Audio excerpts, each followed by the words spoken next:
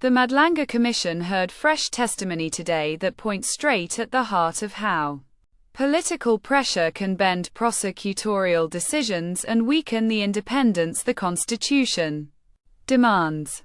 A senior former NPA official described repeated attempts by figures close to the executive to steer charging decisions in high-profile corruption cases. The witness named specific meetings and messages in which ministers' advisers pushed for delays or softer treatment of connected individuals. The Commission's legal team pressed on whether these contacts crossed into unlawful interference. The answers were measured but damaging. Under Section 179 of the Constitution, the prosecuting authority must act without fear, favor, or prejudice. Testimony today suggested that line was crossed more than once. The official recounted how case dockets were held back or redirected after calls from the Presidency's legal office. No written instruction was produced. Yet the pattern of sudden changes in approach left little doubt. When pressed on why no formal complaint was lodged at the time, the witness spoke of career risk and the absence of any safe internal channel. That admission itself reveals how institutional culture can silence the very protections the Constitution tries to guarantee. The legal implication is straightforward. If political actors can influence who gets charged and when, the rule of law becomes selective. Courts rely on prosecutors to bring cases on evidence alone. Once that filter is compromised, judicial outcomes lose legitimacy even before a trial starts.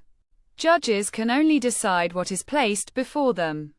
If dockets are shaped upstream by political calculation, the separation between executive power and prosecutorial function collapses in practice.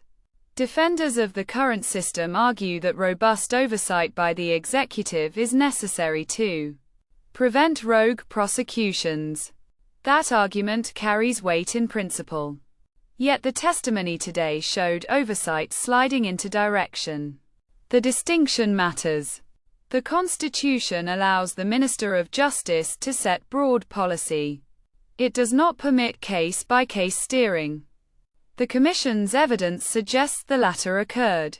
Whether those actions meet the criminal threshold of defeating the ends of justice will be tested later.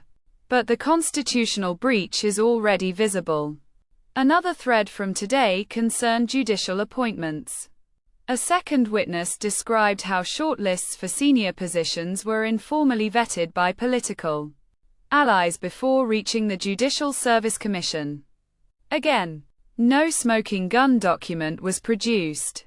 But the timing of certain appointments aligned with the clearing of politically sensitive dockets. The constitutional test here is Section 174. Judges must be appointed on the basis of fit and proper character and appropriate qualifications. Any shadow of political reward or punishment undermines public confidence in the bench itself. The Commission is not a court. Its findings will not bind anyone criminally. Still, the record it is building carries weight for future accountability. Parliament's Justice Committee will eventually have to decide whether legislation is needed to strengthen the NPA's insulation from the executive. Options on the table include a fixed, non-renewable term for the national director and clearer statutory bars on ministerial involvement in individual cases. Without such changes, the pattern described today is likely to recur whenever political stakes are high. Critics will say the Commission is being used to settle old scores. That possibility cannot be dismissed. Yet the evidence emerging is consistent across witnesses who served under different administrations. The problem appears structural rather than personal. A democracy that allows its prosecution service to be treated as an extension of the ruling parties will eventually lose the ability to police those in power. South Africa's constitutional order was written precisely to prevent that outcome. Today's testimony shows how far practice has drifted from that text. The Commission resumes tomorrow with further NPA insiders. What matters now is whether the political class treats the record as a warning or as something to be managed until public attention moves on. The Constitution offers no automatic enforcement. It depends on people inside the system choosing to uphold it even when it costs them. The testimony today suggests that choice has not always been made.